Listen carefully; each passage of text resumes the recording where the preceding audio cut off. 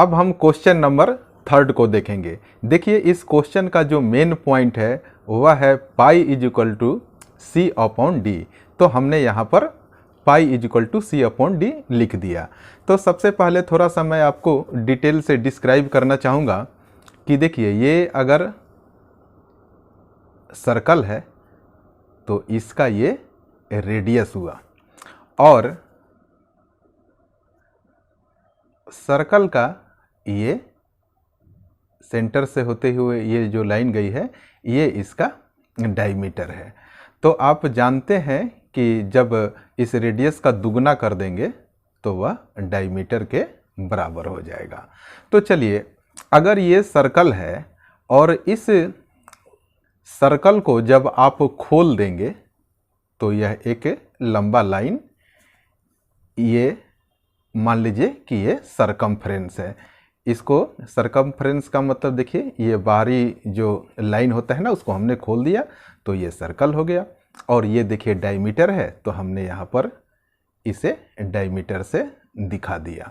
तो अब आप जरा यहाँ ध्यान से देखिए कि सरकमफ्रेंस इज इक्वल टू होता है 2 पाई आर। तो यहाँ पर देखिए इसको आप लिख सकते हैं 2 आर और यहाँ पर मल्टीप्लाई बाई पाई, और 2r के जगह पर आप क्या लिख सकते हैं, आप d लिख सकते हैं ना। तो यहाँ पर पाई हो गया और इधर c लिख दीजिए। तो अब देखिए इस d को जब इक्वल के लेफ्ट के तरफ ले आएंगे तो ये क्या हो गया, c upon D is equal to pi. तो आपने देख लिया ना, अब आपको समझ में आ गया कि क्वेश्चन हमारा यही है। तो आपने ये सारा चीज़ देख लिया। तो अब देखिए यहाँ पर कह रहा है कि pi is equal to C upon D. तो ये सी अपॉन डी ये तो पी अपॉन क्यू के फॉर्मेट में है जो कि एक रेशनल नंबर होता है।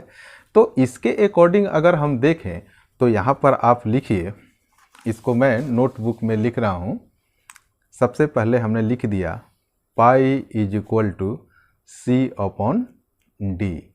ये पी अपॉन क्यू के फॉर्म में है ना। तो आप लिखिए यहाँ पर कि इस पॉइंट ऑफ व्यू से आप लिखिए here C and D are rationals. तो आप बताइए कि C अपॉन डी अगर रेशनल नंबर है तो यह इक्वल है पाई के, और पाई क्या होता है आप जानते हैं कि इरेशनल नंबर होता है। तो यहाँ पर एक कॉन्ट्राडिक्शन उत्पन्न हो रही है कि ये C अपॉन डी जो कि एक रेशनल नंबर है वह इक्वल टू इरेशनल नंबर के कैसे हो गए, यही क्वेश्चन है। तो आपको लाइन के लास्ट में पढ़िए, how will you resolve this contradiction. तो ये जो कॉन्ट्राडिक्शन उत्पन्न हो रहा है, जो विरोधाभास उत्पन्न हो रहा है, उसको आप कैसे रिजॉल्व करेंगे। तो चलिए मैं एक छोटा सा प्रयास करता हूं आप लोगों को समझाने के लिए। तो यहां पर देखिए आप कि अब P अपॉन Q आप यहां पर लिखिए कि जब हम इसको कैलकुलेट करेंगे, यहां पर मैं लिख रहा हूं but if we calculate C upon D it gives pi, क्योंकि C upon D is equal to pi है, और पाई क्या है, इज एन इरेशनल। अभी भी आप लोगों को समझ में नहीं आया होगा। तो यहां पर देखिए, पहले मैं लिख लेता हूं फिर आप लोगों को समझाऊंगा। आप इस लाइन को देखिए, ये जो लाइन है ना, ये हमने इसको सरकमफ्रेंस माना है और ये डायमीटर है, तो यहाँ हमने डी लिखा है। तो मैं इसको लैंग्वेज में लिख रहा हूँ, फिर आपको समझाने का प्रयास करूँगा कि when we measure when we measure the length of line, ये L है, line with any device we only get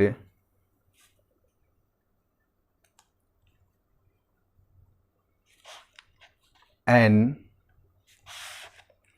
approximate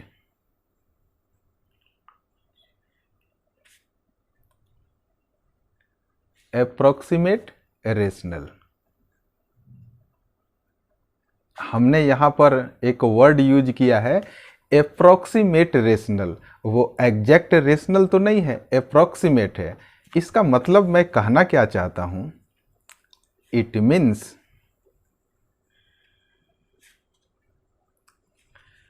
either, ये सरकमफ्रेंस है, सरकमफ्रेंस और डी यानी कि डायमीटर, और बोथ आर इरेशनल। अब मैं समझा दूं, जो लैंग्वेज हमने लिखा है कि जब आप ये सरकमफ्रेंस है, जब इस लेंथ को आप मेजरमेंट करते हैं या इस डी को मेजरमेंट करते हैं, तो हम लोग क्या करते हैं, हम लोग गेट करते हैं एक अप्रोक्सीमेट रेशनल नंबर का। अप्रोक्सीमेट रेशनल नंबर का मतलब ये हुआ कि which is not exactly rational number, तो हो सकता है ना कि वो इरेशनल नंबर हो। तो देखिए, आप जानते हैं कि यहाँ पर ये कहा गया है कि जैसे कि यहाँ पर pi is equal to C upon D है, तो मैं ये कहना चाहता हूँ कि या तो देखिए सी जो है ना वो एक इरेशनल नंबर होगा, या तो डी इरेशनल नंबर होगा, या तो दोनों इरेशनल नंबर होगा। ऐसा क्यों? क्योंकि किसी भी रेशनल नंबर में जब आप डिवाइड करते हैं इरेशनल से तो रिजल्ट इरेशनल आता है, या किसी भी इरेशनल नंबर में जब रेशनल नंबर से आप डिवाइड करते हैं तो रिजल्ट फिर भी इरेशनल नंबर आता है। इसीलिए यहाँ पर अब यह कन्फर्म हो जाता है कि C अपॉन डी ऐसा लग रहा है कि P अपॉन Q के फॉर्मेट में है, यानी कि रेशनल नंबर है। ऐसा नहीं है, या तो C या तो D, या तो दोनों ही इरेशनल है, तभी यह इक्वल टू है पाई के। और हम जानते हैं कि पाई एक इरेशनल नंबर है। Thank you so much for watching this video. अब हम क्वेश्चन नंबर 4 को देखेंगे। Rationalise the denominator of the followings. इस क्वेश्चन में टोटल 4 पार्ट्स हैं। सबसे पहले मैं फर्स्ट पार्ट को लिख रहा हूँ 1 अपॉन रूट अंडर 7। तो देखिए, रेशनलाइज करना है। रेशनलाइज का मतलब क्या होता है, देखिए यहाँ पर अगर डिनोमिनेटर पार्ट को हम देखते हैं, अगर रूट में कभी भी डिनोमिनेटर होता है तो उसको सिंपलेस्ट फॉर्म में लाने के लिए यह ट्रिक है कि आप उस पार्ट को बहुत ही सिंपल फॉर्मेट में कैसे लाएंगे, तो इसके लिए हमें सोचना पड़ता है। तो देखिए, इसके लिए हम क्या करेंगे, रूट 7 से मल्टीप्लाई और रूट 7 से हम डिवाइड करेंगे।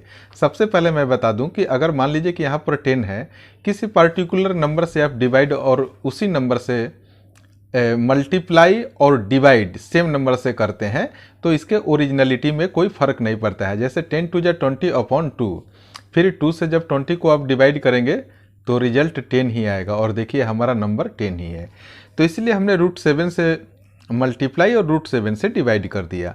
तो देखिए ऊपर क्या बचा, रूट 7, और नीचे क्या बचा रूट 7 में जब रूट 7 से आप मल्टीप्लाई करेंगे तो यह 7 हो गया। तो यही हमारा आंसर हो गया। चलिए अब हम नेक्स्ट पार्ट को यहाँ लिख रहे हैं। नेक्स्ट पार्ट है 1 अपॉन रूट 7 माइनस रूट 6। हमने क्या बोला कि इस तरह के क्वेश्चन को करने के लिए हमें डिनोमिनेटर पार्ट को तोड़ना पड़ता है, यानी कि उसको सिंपल फॉर्मेट में लिखना होता है।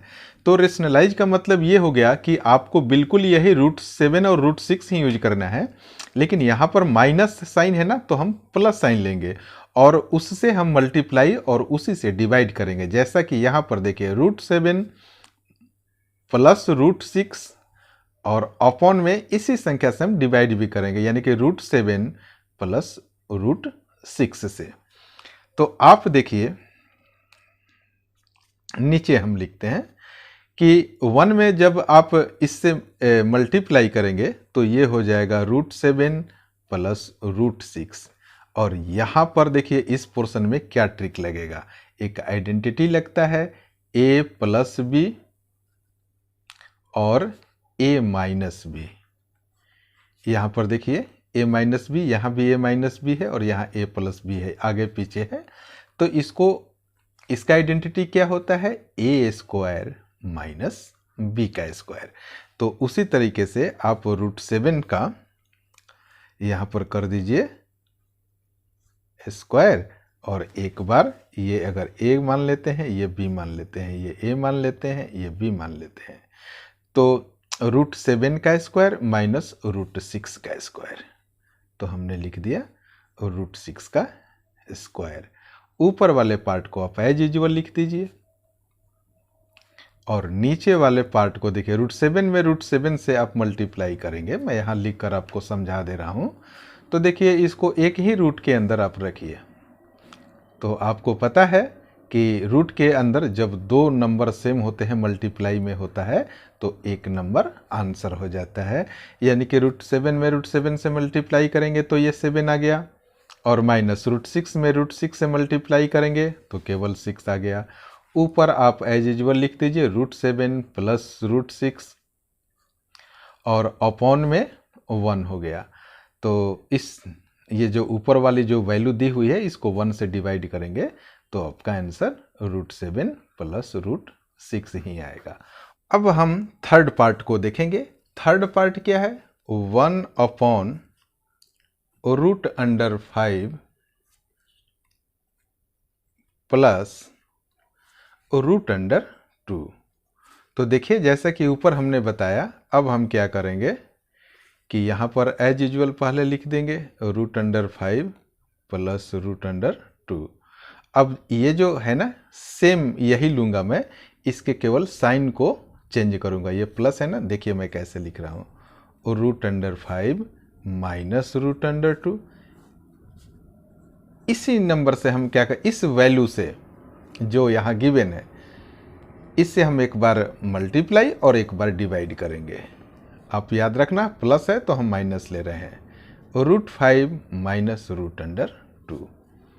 अब देखिए 1 से जब इसको मल्टीप्लाई करेंगे तो क्या हो जाएगा, √5 माइनस √2 और अपॉन में फिर यही आइडेंटिटी लगाएंगे a प्लस बी और a माइनस बी का, जैसा कि मैंने ऊपर आपको बताया था।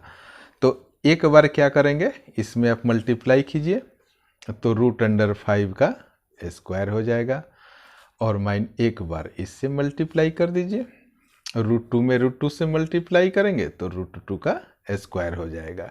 जैसा कि हमने ऊपर बताया है ना, आइडेंटिटी जो हमने यूज किया था a plus B a minus B is equal to a² minus b का स्क्वायर। ठीक है, यहाँ पर देखिए √5 माइनस √2 हमने एज यूजुअल लिख दिया, और अपॉन में √5 का स्क्वायर करेंगे तो 5 हो जाएगा, और √2 का स्क्वायर करेंगे तो 2 हो जाएगा। ऊपर वाले वैल्यू को एज यूजुअल आप लिख दीजिए, और यहाँ पर देखिए 5 में से 2 सब्ट्रैक्ट करेंगे तो यहाँ पर क्या आ जाएगा, 3 आ जाएगा। इस तरीके से हमने थर्ड पार्ट को भी कंप्लीट कर लिया। अब हम फोर्थ पार्ट को देखेंगे। फोर्थ पार्ट है 1 अपॉन √7 माइनस 2। तो अब देखिए हम करेंगे क्या, ये क्वेश्चन है तो मैं क्वेश्चन में ही कर दे रहा हूँ। देखिए यहाँ पर √7 माइनस 2 है ना, तो आप √7 प्लस 2 ले लीजिए, साइन अपोजिट लेना है, या माइनस है तो हमने प्लस ले लिया, और फिर √7 प्लस 2। तो इस नंबर से हमने क्या किया, मल्टीप्लाई कर दिया, और डिनोमिनेटर पार्ट में है, इसका मतलब ये हुआ कि हमने इसको उसी नंबर से हमने डिवाइड कर दिया।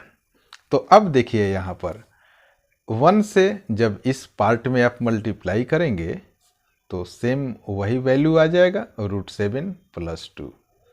और यहाँ पर देखिए, यहाँ पर फिर एक बार आइडेंटिटी लगेगा a - b और यहाँ पर a + b, तो क्या हो जाएगा a² - b²। हमने ऊपर लिख रखा है, आप लोग उसे जाकर देख लेना।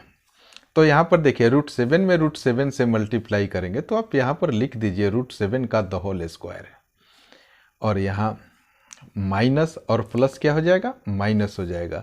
2 में 2 से मल्टीप्लाई करेंगे तो 2 का स्क्वायर हो जाएगा। ऊपर वाली वैल्यू को आप एज यूजुअल लिख दीजिए √7 + 2, और नीचे यहाँ पर देखिए √7 में √7 से मल्टीप्लाई करेंगे तो 7 आएगा, माइनस है तो आप माइनस लिख दीजिए, 2 का स्क्वायर करेंगे तो 4 हो जाएगा। ऊपर वाली वैल्यू को फिर से एक बार आप ज्यों का त्यों लिख दीजिए और यहाँ पर 2 लगा दीजिए।